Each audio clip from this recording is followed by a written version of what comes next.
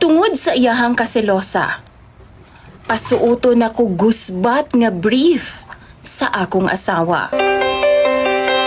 Duha na ko katuig nga minyo sa akong asawa DJ Sam. Ug tawgan na lang ko sa pangalang James. 27 years old ko ug doon ako'y usa ka anak. Samtang ang akong asawa tawgan na lang nato sa pangalang Danaya.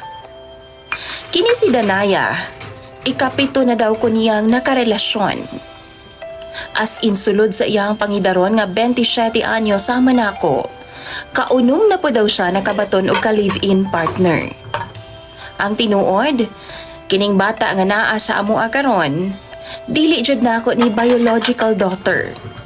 Pero gidawat nako tungod kay love kaayo nako si Danaya. Anak ni nila sa iyang last nga live-in partner DJ Sam. Actually, unom na gyud kabuok ang iyahang anak DJ Sam. Ang 5, tua sa ilang mga amahan nga iyahang naka-live-in kaniadto. Buutan ba yapod si Danaya?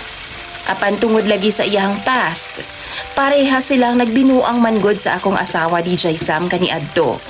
Ug nakipagrelasyon na sa lain, ug mao pa gyud ang ilang gipakaslan. Mura nagna-trauma si Danaya, ug ang labing naapektuhan, ako nga iyang bana. Mao na karon ang dakong problema nako DJ Sam kay damay ko sa mga nawalang pagsalig niya ngadto sa mga lalaki. DJ Sam, kada lakaw nako paingon sa trabaho. Iya hajud kong check upon daan. Dapat walay mausab. Kung unsa ang akong porma pagikan, maupod na pagpauli.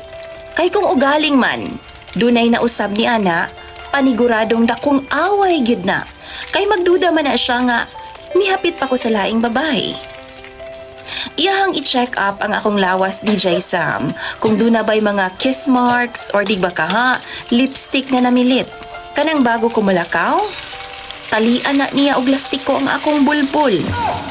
Og picturean na niya aron iyahang i-compare sa ako ang pag-uli kung mao ba gihapon ang porma. Simhuto na niya inig-uli DJ Sam kung naabay nasagol nga laing baho. Og dapat ang color sa lastiko nga iyang gamiton sa buntag, same rapod na ang color pagpauli nako. Kay kung dili, magduda man na siya. Ang wa jud nako maangayan sa iyaha DJ Sam. Kanang gisi na gani ang akong brief nga iyang ginapasuot. Guba na ba? As in guba na jud. Kay maulaw man daw ko maghubo sa atubangan sa laing babae.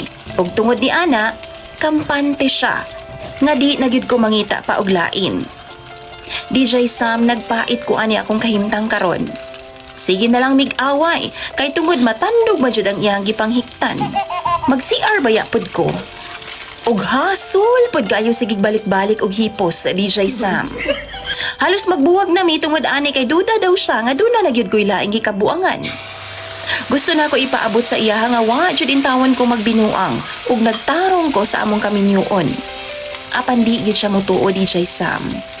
Gusto na ko nga muhatag pud siya pagsalig unta sa ako isip iyang bana. Apan murag di gyud niya kayang ihatag nako. Gikapoy na pud baya ko DJ Sam. Maunang nangayo kog tambag ninyo. Isa pa ha, gusto na pud nakog anak, apan dili siya. Og ni prangka gyud siya nako nga dili na gyud daw siya magbuntis-buntis pa. Kay tingalig mapangit daw ang porma sa iyang lawas, tapos ako ana pud siyang biyaan. Sa tinuod lang, dili lang ingon anak kababaw ang akong gugma ngadto kay Diana. Apan sarado na siya, ug dili na gyud ko niya tuuhan. Maunang tambagi ko ninyo mga followers ni DJ Sam. Kay baw kung sala jud ni sa mga lalaki nga dukirok ba. Maunang naangin intawan ang akong kinabuhi karon. Tambagi ko ninyo please.